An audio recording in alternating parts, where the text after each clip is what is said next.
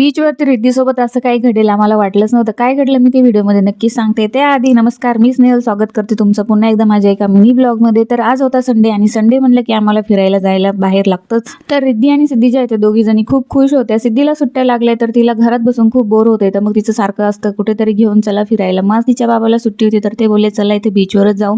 तर हा उरणचा पिरवाडी बीच आहे. आमच्या घरापासून अर्धा तास लागतो इथे जाण्यासाठी. तर बीचवर गेल्यावरच त्या दोघींची जी आहे ती खूप मस्ती सुरू झाली. तर सुरुवातीला जे आहे ते सगळं ठीक चाललं होतं. म्हणजे आम्ही छान छान फोटोज काढले, व्हिडिओज काढले आणि मग नंतर जेच रिद्धीने भिजायला सुरुवात केली की बापरे मग विचारूच नका. तर ती अशी जी पडली आहे ती 2-3 वेळेस पडली होती पाण्यामध्ये. तिचे बाबा आणि मी तिला पकडून ठेवायचो की ही पडू नये पुन्हा पाण्यात, पण ती काय ऐकेल तेव्हा का. तर तुम्ही ते बघू शकता पुन्हा एकदा पडली ती अशी पाण्यामध्ये. अशी करून खूप वेळेस पडली ती, पण ती काय ऐकतच नव्हती, पाण्यामध्ये जातच होती सारखी सारखी. मग नंतर तिच्या बाबांनी तिला घोड्यावरती बसवलं आणि मग घोड्यावर बसून थोडेफार तिचे फोटोज काढले. पण ती काय ऐकते का, पुन्हा पाण्यात भिजायला गेली.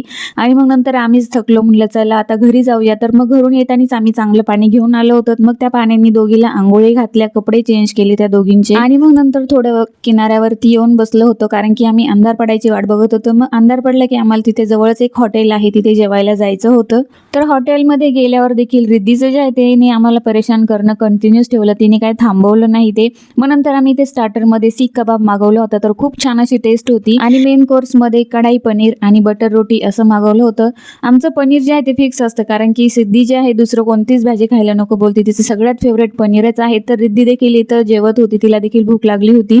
मग जेवण झाल्याच्या नंतर सगळ्यात शेवटी जे असतं आईस्क्रीम. तर आईस्क्रीम खायला आम्ही उरण येथील भरकादेवी आईस्क्रीम इथे गेलो होतो. तर आम्हाला तिथली आईस्क्रीम जी आहे ती खूप आवडती. तर असा काही होता आमचा संडे. कसा वाटला कमेंट करून नक्की सांगा. भेटूयात लवकर पुढच्या व्लॉगमध्ये.